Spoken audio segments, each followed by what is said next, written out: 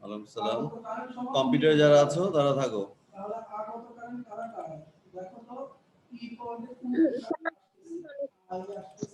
Sir আপনাকে assignment আমি ইমেলে সেন্ড করছি। হ্যাঁ হ্যাঁ হ্যাঁ, আমি পেয়েছি ইমেল। আমরা দেখতেছি যে স্টুডেন্টরা তিনটা মাধ্যম ব্যবহার করেছে, ইমো, হোয়াটসঅ্যাপ আর হচ্ছে মেইল, ইমেইল। হ্যাঁ, তিনটাতেই দিতে পারবে, কোনো সমস্যা, তিনটা যে কোনো একটাতে। বাট একটা স্টুডেন্ট তিনটাতে দেওয়া দরকার নাই, যে কোনো একটা মাধ্যম তোমরা সিলেক্ট করবে, ঠিক আছে? আমি ইমেইলের বিষয়টা একটু বলি। ইমেইল যারা পাঠাচ্ছ, বলো। নেটওয়ার্ক সমস্যা হচ্ছে, আবার বলো, আবার বলো। কি বললে, কে জানি কি বললো।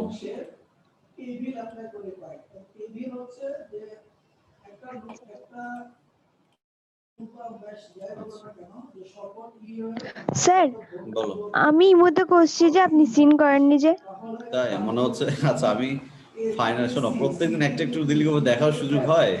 ও তুমি ওটাও দেখছো নাকি যে আমি না দেখি স্যার। নাই? আচ্ছা, সমস্যা নাই, ঠিক আছে। আসে যদি, আমি যখন ফাইনালি আমার অ্যাটেন্ডেন্স খাতাতে তিনটা মাধ্যম থেকে যে যে অ্যাসাইনমেন্ট দিচ্ছো তোমরা, হোয়াটসঅ্যাপ বলো, ইমো বলো বা মেইলে, আমি ওগুলো এখনো এন্ট্রি করিনি। তো এন্ট্রি করিনি কারণ আজকের দিনেও কিছু স্টুডেন্টরা দিবে, আজকের দিনেও কিছু স্টুডেন্ট দিবে, যার কারণে আমি এন্ট্রি করি না এখনো। হ্যাঁ, যখন করব তখন দেখা হয়ে যাবে, সমস্যা নেই।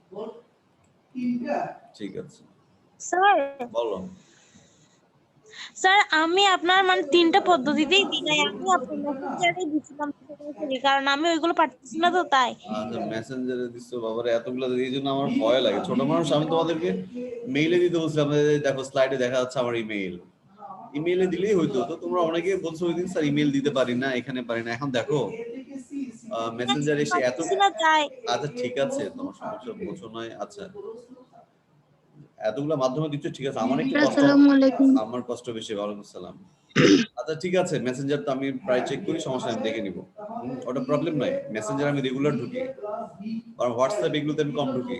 আচ্ছা সমস্যা নাই, আমি মেসেঞ্জারটা দেখে নিব যারা মেসেঞ্জারে দিচ্ছে। আচ্ছা, কারণ অনেকে ফেসবুকে আমার সাথে দিয়ে গেছে, অ্যাড আছে তো। আচ্ছা দেখো আমরা, আচ্ছা আমরা এগুলো বাদ দিই, এগুলো কথাগুলো বাদ দিয়ে আপাতত আমরা যেটা নিয়ে আলোচনা করছিলাম সেটা নিয়ে কথা বলি। স্যার আমার একটা কথা ছিল। কি বলো?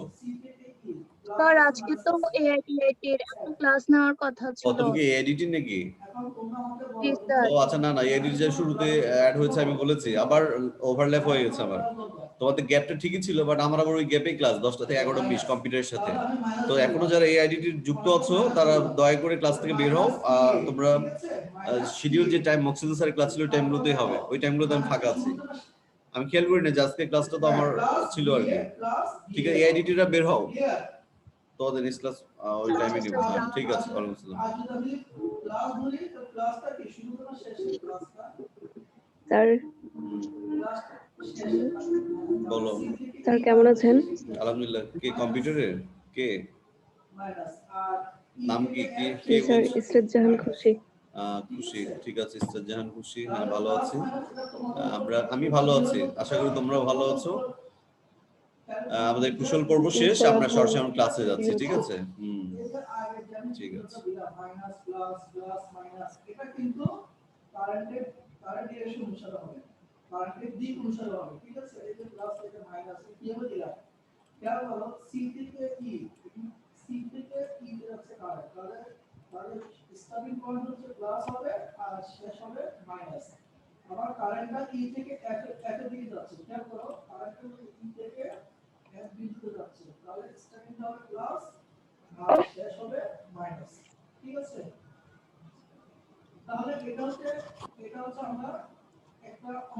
আচ্ছা, আমরা এই সার্কিটটার ব্যাখ্যাটা একটু দেখবো আগে। হ্যাঁ, ডক্টর, এটা আরো ছোট করা যায় কিভাবে জানি।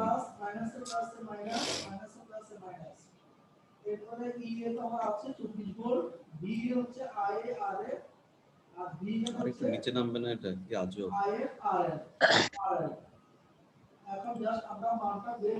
আচ্ছা থাক, উপরেই থাক। আমরা যেটা করছি ভোল্টেজ সূত্রের ব্যাখ্যা 1 নাম্বার উদাহরণ দিয়ে আমরা দেখি। তো তোমাদের কারেন্ট সূত্র নিয়ে আমার মনে কারো প্রবলেম নাই।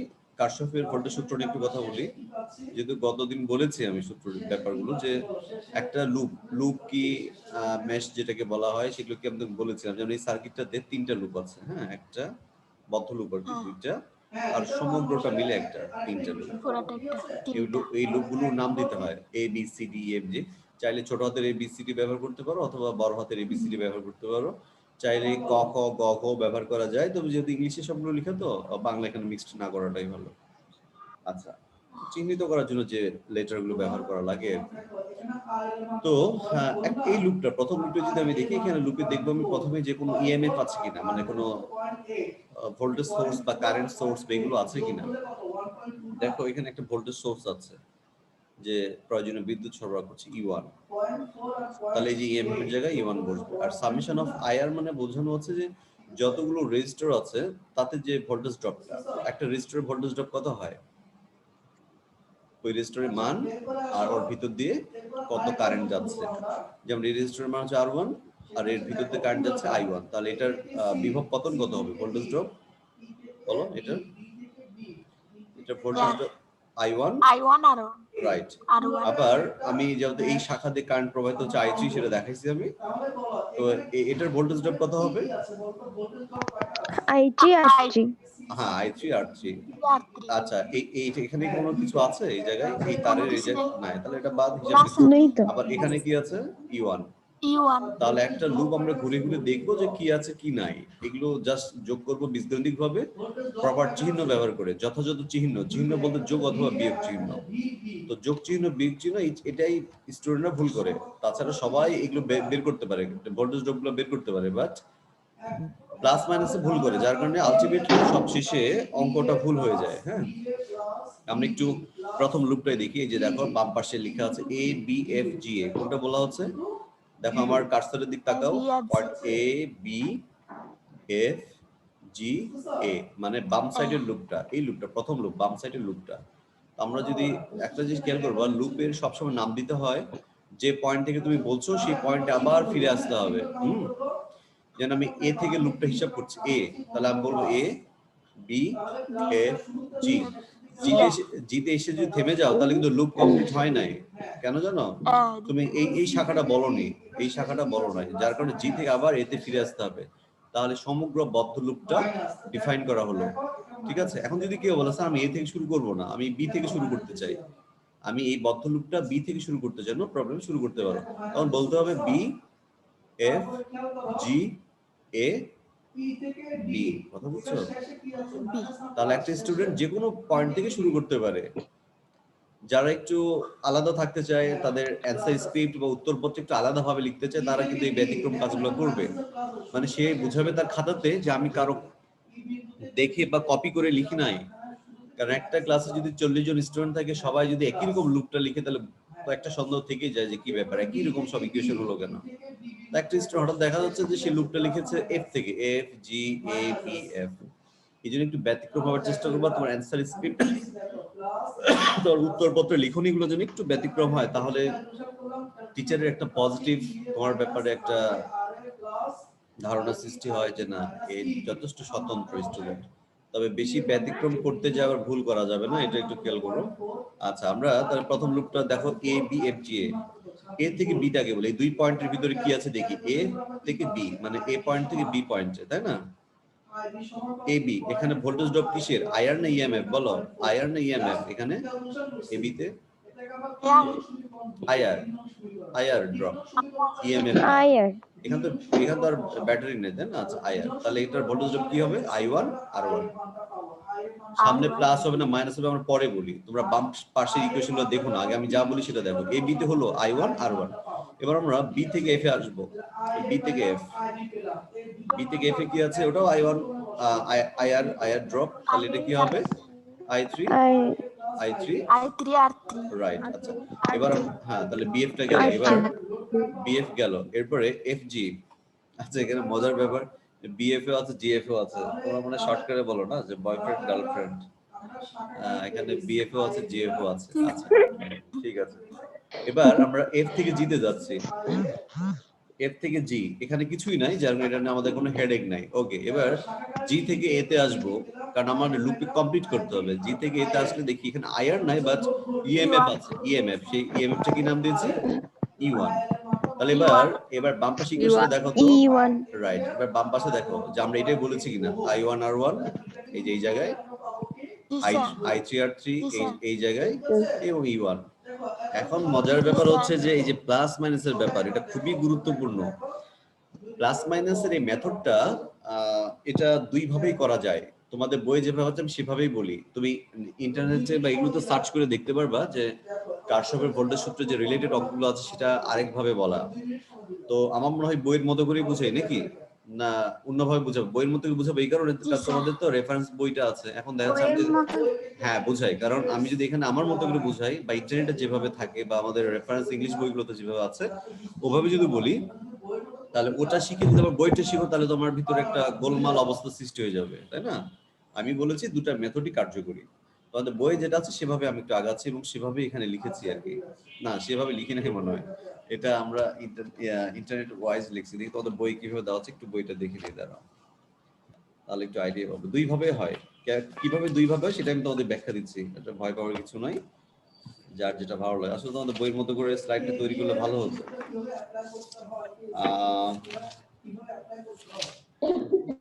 সহজ একটা নিয়ে কথা বলি।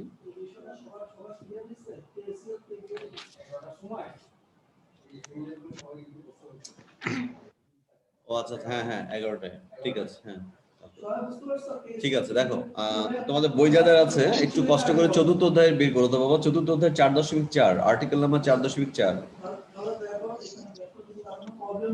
জি স্যার, বের করছি। বের করছো? আচ্ছা জি। হ্যাঁ স্যার। আচ্ছা ঠিক আছে, দেখো তো 4.4 আর্টিকেল একটা সার্কিট দেওয়া আছে, চিত্র 4.2। চিত্র 4.2 খুঁজে পাইছো? একটা সার্কিট দেওয়া আছে না?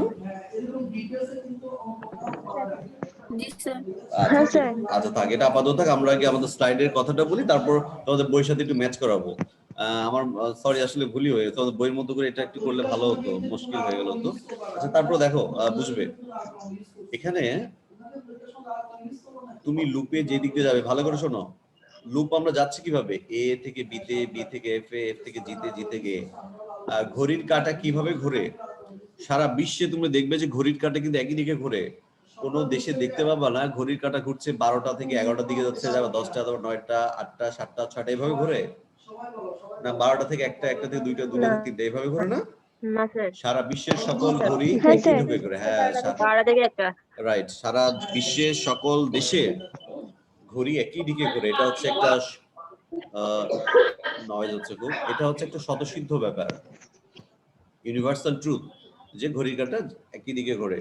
এই জন্য আমরা ঘড়ির কাঁটার ঘূর্ণন এবং ঘড়ির কাঁটার বিপরীত দিকে ঘূর্ণনটা ইন্টারন্যাশনাল একটা প্যারামিটার বা মেজারমেন্ট হিসেবে ধরা হচ্ছে। যেমন তোমার ছোট ভাই বা কেউ যদি ফোন করে বলে যে একটা নাট আমি খুলবো, নাটটা কোন দিকে ঘুরালে খুলবে, দেখবে তোমরা মাঝে মধ্যে কোনো কিছু খুলতে গেলে, নাট খুলছো কখনো, নাট বল্টু এগুলো নাট খুলছো খুলতে যে মাঝে মধ্যে একটু কনফিউশন, মাঝে মধ্যে আমরা কনফিউশনে পড়ে যাই যে আসলে নাটটা টাইট হচ্ছে না ঢিল হচ্ছে, বোঝা যায় না, তাই না? অনেক ক্ষেত্রে আমরা দেখি যে নাটটা খুলতে যে উল্টা টাইট করে ফেলি, এটা হয়।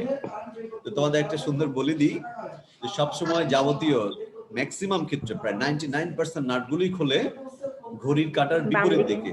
ঘড়ির না বাম ডান বুঝবে না, না একটা ঘূর্ণনের রাইট, না না আমি বলি এই ঘূর্ণন যেটা সার্কুলার যে মুভমেন্ট গুলো এগুলো বাম ডান বলা যায় না, এগুলোকে বলতে হয় ঘড়ির কাঁটার দিকে না ঘড়ির কাঁটার বিপরীত দিকে, এভাবে বোঝাতে হয়। তা আমি বলি দেখো তোমাদের সাথে ম্যাচ করে কিনা।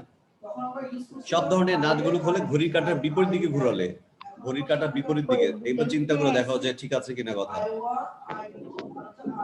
হ্যাঁ স্যার। হ্যাঁ ঘড়ির কাঁটা যেদিকে ঘোরে, ঘড়ির কাঁটা যেদিকে ঘোরে সেদিকে যদি তুমি ঘোরাও তাহলে নাটটা টাইট হবে, আর ঘড়ির কাঁটার বিপরীত দিকে যদি ঘোরাও সেটা খুলে যাবে, তাই না? আচ্ছা তাহলে আমি যদি বলি যে আমি যদি বলি এই লুপটাতে আমি যে ঘুরছি এটা কি ঘড়ির কাঁটার দিকে ঘুরছি না ঘড়ির কাঁটার বিপরীত দিকে, বলো তো? ঘড়ির কাঁটার দিকে। ঘড়ির কাঁটার দিকে। এই তো তাহলে সুন্দর, যেহেতু প্রত্যেকের বাড়িতে ঘুরিয়েছে, অনেকে রিস্ট ওয়াচও ব্যবহার করো, হাত ঘড়িও ব্যবহার করো, ঘড়ির কাঁটা কেমনে ঘোরে সেটা জানো, এই জন্য আমি এটা নিয়ে কথা বলছি। তাহলে আমরা লুপে ঘুরছি কোন দিকে, ঘড়ির কাঁটার দিকে।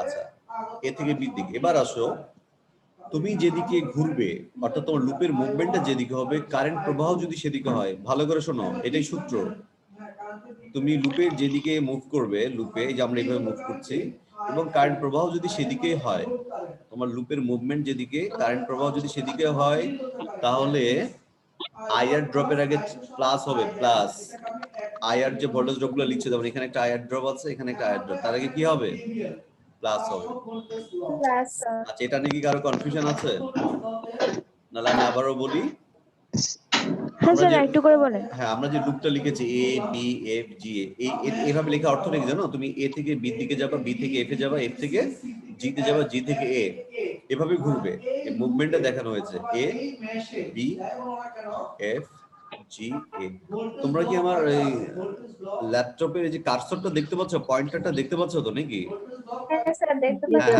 হ্যাঁ আমি কিন্তু এটা হ্যাঁ, দিয়ে স্যার। আমি এটা দিয়ে পয়েন্ট করছি এটা নির্দেশ করছি তাহলে দেখো লুপ অনুযায়ী আমরা কিন্তু এ থেকে বি তে যাবো তাই না আমি যাচ্ছি কিন্তু এ থেকে বি তে মজার ব্যাপার এই জায়গাতে আবার কারেন্টও কিন্তু এ থেকে বি তে যাচ্ছে তাহলে ব্যাপারটা কি তুমি যেদিকে যাচ্ছ কারেন্টও সেদিকে যাচ্ছে তাহলে সেই ক্ষেত্রে এখানকার যে ভোল্টেজ ড্রপটা ইন্টারনেট একটু আনস্টেবল লাগছে ইন্টারনেট কানেকশন একটু দুর্বল কথা শুনতে পাচ্ছ হ্যাঁ স্যার আচ্ছা তো আমি এ থেকে বি তে যাচ্ছি লুপ অনুযায়ী আর আবার কারেন্টও যাচ্ছে এ থেকে বি তে তাহলে এখানকার ভোল্টেজ ড্রপটা কি হবে প্লাস অর্থাৎ i1 r1 এই দেখো তার আগে প্লাস দিয়েছি এখানে যেহেতু প্লাসটা লেখা নাই কারণ সামনে প্লাস দিতে হয় না এটা জানো তোমরা আসসালামু আলাইকুম স্যার একটু ফোন আসছে আসসালামু আলাইকুম স্যার স্যার ওই যেমন অনলাইন ক্লাসে স্যার হ্যাঁ হ্যাঁ স্যার সমস্যা নেই স্যার, ঠিক আছে হ্যাঁ হ্যাঁ অবশ্যই স্যার অবশ্যই করে দিব স্যার আজকে ঠিক আছে ওকে আসসালামু আলাইকুম আচ্ছা তাহলে i1 আর r1 এর আগে কি বসবে প্লাস দেখো আমি কিন্তু প্লাস দিয়েছি এখানে অদৃশ্য প্লাস যেটা দেখা যাচ্ছে না আচ্ছা এবার বি থেকে এফ আসছে না লুপ অনুযায়ী যে দেখো এ থেকে বি কাজ শেষ এবার কোথা থেকে যাবো বি থেকে এফ এই যে বি থেকে এফ এ যাচ্ছি তো বি থেকে এফ এ যাচ্ছি কারেন্টে কিন্তু আমার দিকেই যাচ্ছে তাহলে এখানে প্লাস হয়ে দেখো প্লাস দিয়েছি এবার জি থেকে এ তে যাব এখন ব্যাটারি মাইনাস প্লাস কেমনে বুঝবে এটা সুন্দর একটা বুদ্ধি বলে দিই ছোটটা মাইনাস বড়টা রাইট হ্যাঁ এটা তো চিহ্ন করেছি কিন্তু আমরা প্লাস লিখবো না মাইনাস লিখবো ব্যাটারি আগে এই জায়গায় সেটা লিখতে হবে তুমি যখন ব্যাটারির এক প্রান্ত থেকে আরেক প্রান্তে যাচ্ছ শুরুতে যে চিহ্নটা পাচ্ছ ভালো করে দেখো শুরুতে তুমি তো জি থেকে এতে যাচ্ছ না শুরুতে ব্যাটারির যে চিহ্নটা পাবো সেই চিহ্নটা একটু দিতে হবে তাই একজন বললো স্যার ছোট চিহ্নটাকে আমরা মাইনাস ধরি আর এই যে এই প্রান্তে বড় চিহ্নটা এটাকে আমরা প্লাস ধরি দেখো তুমি জি থেকে কিন্তু এতে যাচ্ছ জি শুরুটা জি তে কোন চিহ্নটা মাইনাস ছোট চিহ্নটা হ্যাঁ তাহলে এই জন্য মাইনাস দিয়েছে তাহলে বলো এই ইকুয়েশনে কারো কোনো কথা আছে কিনা যদি না থাকে আমরা ডান সাইডের এই ছোট এই লুপটা নিয়ে কথা বলবো আর এই যে পক্ষান্তর এই সেই ব্যাপারগুলো এগুলো সবাই পারে কোনো সমস্যা নেই এগুলো তোমরা নিজেরাই পারবে এই পক্ষান্তর করাগুলো কি বুঝাইতে হবে তাহলে তো আমার যে ক্লাস 6 7 এর বীজগণিত শিখাইতে হবে তো এগুলো পক্ষান্তর তোমরা পারবে হ্যাঁ লাগবে না তোর অনেক ট্যালেন্ট আমি জানি এখন আমরা এই ডান সাইডের এই যে সিঙ্গেল লুপটা নিয়ে একটু কথা বলি এটা আমরা জাস্ট প্র্যাকটিস করব হ্যাঁ এটা লুপটা আমি বলছি ভাবে B C D F loop complete না স্যার না স্যার না স্যার হবে তো আবার বি তে চলে আসতে রাইট হ্যাঁ তো না তো টেস্ট করলাম জাস্ট তাহলে B C D F B আচ্ছা তাহলে আমরা শুরু করব কোথা থেকে বি থেকে না বি থেকে সি তে যাব আগে হ্যাঁ স্যার আচ্ছা বলো তো বি থেকে সি তে ভোল্টেজ ড্রপটা কি আইআর ড্রপটা কি হবে না প্লাস মাইনাস পরে I2 প্লাস মাইনাস R2 পরে হ্যাঁ কারণ প্লাস মাইনাসটা অনেকে হয়তো I2 R2 রাইট i2 আর2 এবার সি থেকে আমরা ডি তে আসবো কি আছে e2 E2 ডি থেকে এফ এ কিছুই নাই কিছু আছে আর এফ থেকে বি তে না স্যার এফ থেকে বি তে I3 R3 এই তো শুধু তাহলে দেখো আইআর ড্রপ এবং ই এগুলো খুব সহজে বলতে পারছো একবার আমরা প্লাস মাইনাসের ব্যাপারটাতে আসি হ্যাঁ এই যে বি থেকে সি তে যে i2 r2 বললা এর আগে প্লাস হবে না মাইনাস হবে প্লাস হবে কেন স্যার বি থেকে না এইটা বোঝো না মাইনাস হবে মাইনাস হবে মাইনাস হবে কারণ আমি বি থেকে সি তে যাচ্ছি বাট কারেন্ট কিন্তু সি থেকে বি তে আসছে উল্টা তুমি যেদিকে যাচ্ছ কারেন্ট উল্টো দিকে আসছে তাহলে মাইনাস এজন্য তাড়াহুড়া করা যাবে না চিন্তা করে বলো ওকে তাহলে আমরা এখানে কি লিখবো minus i2 r2 minus i2 r2 আচ্ছা এবার সি থেকে ডি তে আসবো বলো কি চিহ্ন হবে e2 এর আগে কি চিহ্ন প্লাস না ওই যে শুরুতে তো প্লাস পেয়েছে প্লাস ওকে প্লাস হবে আর ডি তে এফ এ কিছু নাই এবার আমরা এফ থেকে বি তে যাচ্ছি কি হবে বলো এফ থেকে বি। মাইনাস হবে স্যার। হ্যাঁ মাইনাস স্যার মাইনাস কি হবে? কি হলো, থেমে গেল কেন? মাইনাস হবে কি? মাইনাস হবে -5 হবে মাইনাস R3 R3। তো হ্যাঁ বলতে হবে মাইনাস আই আছে তো অর্ধেক বলে রাখো কেন? না তোমরা চিন্তা করছো স্যার আমি অর্ধেক বলবো, আপনি অর্ধেক বলবেন, এভাবে একটা পরিপূর্ণ একটা ইয়ে আসবে। যা বলবা কমপ্লিটলি বলবা। মাইনাস হবে তো বুঝছি, -I3R3 হবে। মনে হয় কেউ যদি না বোঝো, তোমাদের ভিতরে স্টুডেন্ট আছে আমাদের টোটাল কতজন? 40 জন আছে, 40 জন। এখানে 41 দেখাচ্ছে আমাকে সহ। আমাদের এই মুহূর্তে 40 জন স্টুডেন্ট আমাদের এই অনলাইন ক্লাসে অন্তর্ভুক্ত হয়েছে। তো যারা সুন্দর রেসপন্স করছে খুবই ভালো, শুকরিয়া, ধন্যবাদ জানাচ্ছি। এরপর যদি কারোর সাথে কোনো সংশয় করবা না, কারণ এখন যদি তুমি বুঝার ভান করে থাকো, না বুঝে বুঝার ভান করে থাকো, তাহলে তুমি হেরে যাবে, তুমি লুজার হবে। Be careful. সুযোগ আছে, আমি বারবার সুযোগ করে দিচ্ছি। যদি নিতান্ত এরপর না বুঝো স্যার প্লাস মাইনাস কেমনে হচ্ছে, কিভাবে হচ্ছে, আমি তো বুঝতেছি না, কি একজন বলতে পারো সাহস করে স্যার আমি বুঝিনি, একটু আরেকবার বললে ভালো হয়। একজন হাত তুলেছে, কি জানি নাম ওর, হাত তুলেছো কে বলো?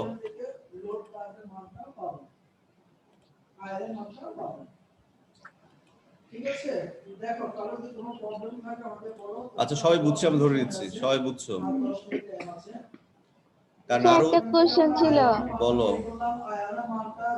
স্যার, আমরা লুপটা D F B C D ধরতে পারি না? হ্যাঁ অবশ্যই অবশ্যই, এটা সুন্দর প্রশ্ন করেছে, প্রশ্ন করো। আমরা সবসময় লুপ করছি ঘড়ি কাটার দিকে না। এই যে আমাদের একটা ব্যতিক্রম স্টুডেন্ট চলে আসছে, ও বলছে স্যার আমরা ঘড়ি কাটার দিকে, পৃথিবীর সব মানুষ গেলে আমি যাবো না, আমি একটু বিপরীত দিকে যেতে চাই। কোনো সমস্যা নেই, তোমার সেই সুযোগ আছে। যে প্রশ্ন করেছো তাকে অসংখ্য ধন্যবাদ। সে বলছে স্যার আমরা সবসময় ঘড়ি কাটার দিকে লুপগুলো হিসাব করছি, আমি এবার ঘড়ি কাটার বিপরীত দিকে চিন্তা করতে চাই। ও যেটা বলছে স্যার আমি বলতে চাই B F D C B. তুমি তো এভাবে বলতে যাচ্ছ তাই তো? তুমি তো এভাবে বলতে যাচ্ছ।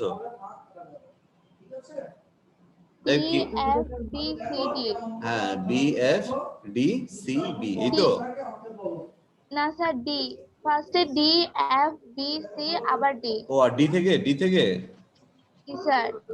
ডি আর বি তো শুনতে একই রকম লাগছে রে বাবা, এই জন্য বলবা বি তে বাংলাদেশ বলতে পারো, ডি তে ঢাকা বলো। স্যার ঢাকা থেকে শুরু করবো, ঢাকা, এই জন্য আমি বি ডি একই রকম শোনাচ্ছে। আচ্ছা ও যেটা বলতেছে ও ঢাকা থেকে, ডি থেকে শুরু করবে। ডি স্যার আপনি বলো বলো বলো। স্যার মানে আপনি যে বলছেন আবার বি এফ ডি সি, ওটা হবে, এটা হবে, এভাবেও করা যাবে। উল্টা দিকে যে আমরা যে স্যার বলছিলাম বারবার, কোনোভাবেই করা যাবে? অবশ্যই ঘড়ি কাটার দিকে করতে পারো, ঘড়ি কাটার স্যার বিপরীত এর দিকে। জন্য যেদিকে ওইদিকে হবে না। হ্যাঁ বলো। স্যার এর জন্য যেদিকে চলমান স্যার সেদিকে হবে না না লুপটা? না না না, লুপ ইচ্ছা মতো বলতে পারো। লুপ তুমি তোমার মতো বলতে পারো। লুপের মুভমেন্টটা ঘড়ি কাটার দিকে হতে পারে, ঘড়ি কাটার বিপরীত দিকে হতে পারে, এবং যে কোনো পয়েন্ট থেকে হতে পারে। এরপরে কি কারো কোনো কথা আছে লুপ কিভাবে বলবো? আমার সমস্যার কথা নেই। এমন ও যেমন বললো যে স্যার ডি থেকে শুরু যদি করি, সমস্যা নেই। কেউ বলছে না আমি সি থেকে শুরু করবো। সি থেকে শুরু করা যায় দুই ভাবে, দেখো, একটা হচ্ছে এই দিক দিয়ে, আরেকটা করা যায় এই যে এই দিক দিয়ে, বুঝতে পারছো? তাহলে আমি যদি সি থেকে এই দিক থেকে বলি তাহলে এটা কি ঘড়ি কাটার দিকে হলো, আর যদি আমি এই দিক থেকে বলি তাহলে সেটা হবে ঘড়ি কাটার বিপরীত দিকে। বিপরীত দিকে। তো লুপ কিভাবে আমি লুপ কিভাবে ইন্ডিকেট করব বা ডিফাইন করব, আমার মনে হয় আর কারো প্রশ্ন তার কথা না। তারপর যদি থেকে থাকে, যদি না বুঝো, দয়া করে এই ভিডিওগুলো আমি ইউটিউবে দিয়ে দিব। ভিডিওগুলো আবার সুন্দরভাবে একটু স্লো মোশনে আস্তে আস্তে করে দেখবে, বোঝার চেষ্টা করবে। মানে প্রত্যেকটা স্টুডেন্ট যতগুলো বলো বলো কি। হ্যাঁ আমরা যদি এই দিক থেকে বলি তাহলে কিন্তু আবার প্লাস হয়ে যাবে, I2 R2 প্লাস হবে। আচ্ছা তাহলে আমরা এই দিক থেকে একটু বলি একবার, বারবার তো ঘড়ি কাটার দিকে বলছি বা ঘড়ি কাটার বিপরীত দিকে বলি। মজার ব্যাপার, ঘড়ি কাটার দিকে যখন বললাম, ভালো করে শোনো, ঘড়ি কাটার দিকে যখন আমরা বললাম তখন যেগুলোর আগে প্লাস ছিল এবং যেগুলো আগে মাইনাস ছিল, ঘড়ি কাটার বিপরীত দিকে গেলে ঠিক তার চিহ্নগুলো বিপরীত হয়ে যাবে। টেস্ট করে আমরা একটু দেখি। দেখো আমরা যখন ঘড়ি কাটার দিকে বলছিলাম তখন কিন্তু এটা মাইনাস ছিল, তাই না? এই যে এটাও মাইনাস ছিল, মনে রাখো, একটু মনে রাখো, এটাও মাইনাস ছিল, আর এটা কি ছিল? প্লাস।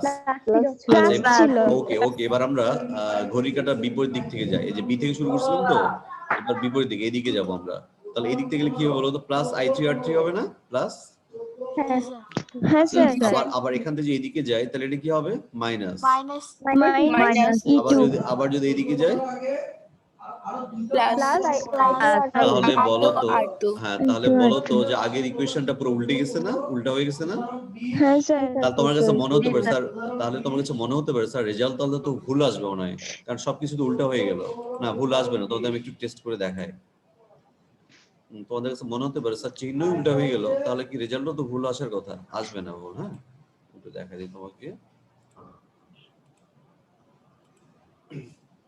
আচ্ছা স্যার অ্যারো চিহ্নটা দিয়ে কি কারেন্ট প্রবাহের হ্যাঁ পথটা হ্যাঁ হ্যাঁ নির্দেশ হ্যাঁ করছে? না, ওটা একটু খুব গুরুত্বপূর্ণ বিষয়, আমরা ওটা হ্যাঁ এরপরটা হবে না তাই, কিন্তু আবার 11টার দিকে স্যারের, ও 11:30টায়, আচ্ছা 11:30 থেকে তো, আচ্ছা আমি দিব ওদের ক্লাস দিব তাহলে এক্সট্রা, সমস্যা নেই। তো আইনুল করিম স্যারের 11:30 থেকে ক্লাস আছে, আইনুল করিম স্যার ম্যাথ ক্লাস না, সরি ফিজিক্স ক্লাস। হ্যাঁ, ওটা ওনার আজকে ওনার দ্বিতীয় পর্বের প্র্যাকটিক্যাল ফাইনাল পরীক্ষা আছে আজকে তোমাদের বড় অপুদের সাথে। হ্যাঁ, তো ওই সময় আমি আরো বিস্তারিত ক্লাস নেবো, সমস্যা না, ওই ক্লাসটা উনি আমাকে নিতে বলেছে আর কি, আমি তোমাদের সাথে নিব ইনশাআল্লাহ। হ্যাঁ, এই জন্য না তোমরা বিরক্ত হবে আবার, স্যার এত ক্লাস একটা সাবজেক্ট নিয়ে, আচ্ছা বরং আগাতে পারলে তো ভালো, কারণ এই সাবজেক্ট একটু কঠিন আছে বুঝছো। আমরা যদি একটু বেশি বেশি আগাইতে পারি তাহলে যখন কলেজে আসবা, আমরা যখন ক্লাসরুমে ফিরবো তখন হবে কি জানো, এগুলা নিয়ে আবার একটু রিপিট করতে পারবো। যদি আবারও পুনরায় একটু ফিডব্যাক করি তাহলে আমার মনে হয় প্রত্যেকটি স্টুডেন্ট চাইলে এই সাবজেক্ট A+ পাবে, কোনো সমস্যা নাই, ভয় পাওয়ার কিছু নাই। তা আমরা যেটা নিয়ে বলছিলাম, কি বলো, নাইনুল করিম স্যারের ক্লাসটা হবে না, উনি প্র্যাকটিক্যাল ফাইনাল পরীক্ষা আছে ওনার স্টুডেন্টদের সাথে দ্বিতীয় পর্বের। হ্যাঁ, তো ওদের ক্লাস হবে, তাহলে উনি নিবে কি করে, ওই ক্লাসটাতে আমি থাকবো। এই জন্য আমার অনলাইনে পরীক্ষা হচ্ছে যে না না, এটা স্টুডেন্ট চলে আসছে কলেজে, স্টুডেন্ট চলে আসছে এবং স্বাস্থ্যবিধি মেইনটেইন করে ওদের পরীক্ষা নেওয়া হচ্ছে। আর তোমরা বলতে পারো স্যার আমাদেরকে নিলে তো হতো, আমরা স্বাস্থ্যবিধি মেইনটেইন করে ক্লাস করতাম। হ্যাঁ স্যার কিন্তু হ্যাঁ করা যাবে। তাহলে কিভাবে করা লাগবে জানো, তোমাদের যেহেতু এক ক্লাসে সব কাছাকাছি তো বসবা, 40 জন স্টুডেন্ট, আমাদের একটা ক্লাসরুমে 40 জন 45 জনের ক্যাপাসিটি আছে, তাহলে বলো তো একটু দূরত্ব মেইনটেইন করতে গেলে দুই ক্লাসরুমে ভাগ করে দিতে হবে না, 20 জন 20 জন করে, হাফ হাফ। আচ্ছা ধরো পাশাপাশি দুইটা ক্লাস ওদের ভাগ করে দেওয়া হলো 20 জন 20 জন করে, তাহলে স্যার ক্লাস নেবে কি করে দুইটা ক্লাসরুমে, তাহলে ওনাকে তো বারান্দা থেকে নিতে হবে ক্লাস, দুই ক্লাসরুমে বারান্দা থেকে ক্লাস নিতে হবে। এটা কি সম্ভব? সম্ভব না। কিন্তু পরীক্ষা নেওয়া তো সম্ভব, পরীক্ষা নেওয়া তো সম্ভব, তাই না? এই জন্য মাথায় অনেক ব্যাপার আসবে, কিন্তু আসলে বলো শুধু ক্লাসে গেলে মেনটেন করতে হয়, এমনি পার্কে রাখতে গেলে কিছু হয় না না, সেটাই তো, এগুলো তো প্রশ্ন আমাদেরও মাথায় আসে, খালি লেখাপড়া পড়াশোনা কলেজ প্রতিষ্ঠান এগুলোতে বলে, কিন্তু মার্কেট টার্গেট এগুলোতে যে অবস্থা মনে হয় করোনা আগে যেমন ছিল করোনার সময় তেমনই আছে, এরকম মনে হচ্ছে না? হাটে বাজারে সব জায়গায়। এবং তোমাদের মতো যারা কমলমতি শিক্ষার্থী আছো, এমন তো নয় যে মাননীয় শিক্ষামন্ত্রী উনি মনে করছেন যে সবাই তোমরা ঘরে আছো, কেউ মার্কেটে যাও না, পার্কে যাও না, সাগর পাড়ে যাও না, বেড়াতে যাও না, কিন্তু এই যে এটা এই ব্যাপারটা হচ্ছে কি যে দায়িত্বশীল জায়গা থেকে বলতে হয়। কারণ তুমি যখন পার্কে যাচ্ছ, সাগর পাড়ে, না না আমি বলি, তোমরা যখন সাগর পাড়ে যাচ্ছ, মার্কেটে যাচ্ছ, এগুলো হচ্ছে কি জানো, পরিবারের অভিভাবকের সম্মতিতে যাচ্ছ, তাই না? কিন্তু যখন সরকারিভাবে বলে তুমি শিক্ষা প্রতিষ্ঠানে আসো, এটা কিন্তু দায় পুরোপুরি সরকারের উপর নির্ভর করছে। এরপর যদি কিছু একটা অঘটন ঘটে যায়, চাইলেই তোমার পরিবার বা অভিভাবক অভিযুক্ত করতেই পারে যে কেন এত বাজে পরিস্থিতি, আমাদের ছেলে মেয়েকে কেন স্কুলে নেওয়া হলো। এই জন্য কথা বলার মানুষ হাজার হাজার আছে বুঝছো, আরেকজনের দোষ ধরার জন্য। এই জন্য তোমাকে তোমার বাবা মার জিম্মাদারিতে রাখছে, ওনারা যেভাবে তোমাকে ডিল করছে সেটা সরকারের হেডেক না। কিন্তু যখন তুমি সরকারি প্রতিষ্ঠানে আসবে, সরকারি স্টুডেন্ট, তুমি সরকার একটা দায়িত্বশীলতার মধ্য দিয়ে আসবে, তখন কিন্তু দায় আমাদের উপর বর্তায়। কথা বুঝছো তো? আমি সব ভেঙে চুরে বললাম বিষয়গুলো, কারণ আমাদের মনে হয় অনেক স্টুডেন্টের ভিতরে এই কনফিউশনটা আছে। এবং আমি ফেসবুকে অনেক জায়গায় দেখছি এরকম স্টুডেন্ট লিখছে যে স্যার সব জায়গায় চলতেছে, সবকিছু ঢালাভাবে হচ্ছে, শুধু খালি কলেজে গেলেই ঝামেলা, শিক্ষা প্রতিষ্ঠানে গেলেই ঝামেলা। এবার তোমার মাথায় ব্যাপারটা বুঝতে পারছো তো যে কেন চাইলেই পারা যাচ্ছে না? আচ্ছা এবার তারপর আমি বলবো, তোমাদের মধ্যে অনেক বাবা মারা আছে খুব সচেতন, ছেলে মেয়েকে আজগুবি বাইরে বেরোতে দিচ্ছে না একদম প্রয়োজন ছাড়া, কিন্তু অনেক বাবা মা আছে একদম র্যান্ডমলি ছেলে মেয়ে বাইরে ঘুরছে ফিরছে, কোনো খেয়াল নাই, হেডেক নাই। আচ্ছা আমরা যেটা বলছিলাম যে এই ইকুয়েশনটা নিয়ে কথা বলছিলাম, এই যে ইকুয়েশনটা একটু ছোট করি। হ্যাঁ, এই ছোটগুলো তো আবার কিছুই দেখা যাচ্ছে না। হুম। মনে আছে ইকুয়েশনটা কি ছিল জানি? হ্যাঁ স্যার। প্রথমে ছিল আমরা ঘড়ি কাটার দিকেটাই বলি, হ্যাঁ ঘড়ি কাটার দিকে। তাহলে -i2 r2 মনে রেখো, -i2 i2 R2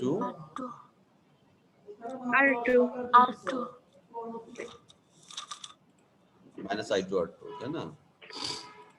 তারপরেরটা কি? তারপরটা হচ্ছে e1 আসছে, সরি e2 প্লাস e2, তাহলে প্লাস e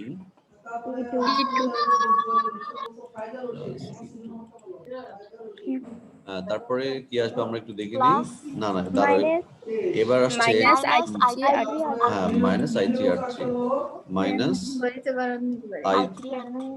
i3 আচ্ছা আমরা এটা দিয়ে লিখতে পারি, এটা দিয়ে লিখলে সহজ হবে। হ্যাঁ এটা i3 r3, ঠিক আছে তো? এখন কারশফ তো বলছে যে একটা কোনো বদ্ধ লুপে, ভালো করে শোনো, কারশফ বলে গেছেন উনি যে এই যে বদ্ধ লুপে যে তুমি ইএমএফ এবং i3 r3 যে বীজগতিক সমষ্টি করছো সেটা সমান কি হবে, উনি কি বলে গেছে? সেটা সমান কি হবে? শূন্য, ঠিক আছে? হ্যাঁ 0 হবে, তাই না? এটা আমরা কিভাবে পাইছি জানি? এটা আমরা বলেছি যখন ক্লকওয়াইজ, না না হ্যাঁ না তা তো বটে, কিন্তু আমরা লুপটা ঘুরেছি, লুপটা ঘুরেছি আমরা ক্লকওয়াইজ, ঠিক আছে না? আমি ভুল বললাম, ঠিক আছে না? ক্লকওয়াইজই হবে। ক্লকওয়াইজ।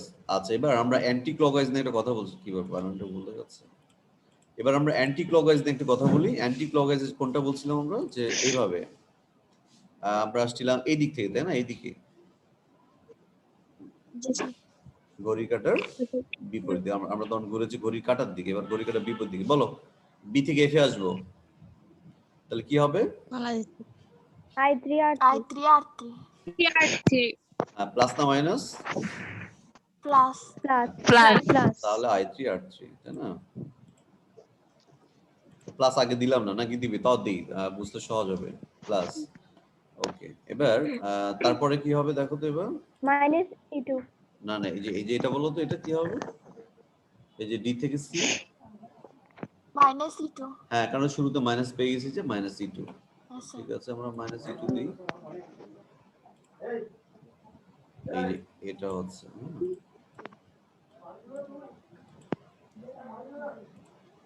Minus e2। এবার নিশ্চয়ই এই টার্মটা আসবে, তারপর ছবি দেখে বলো এটা প্লাস i2 r2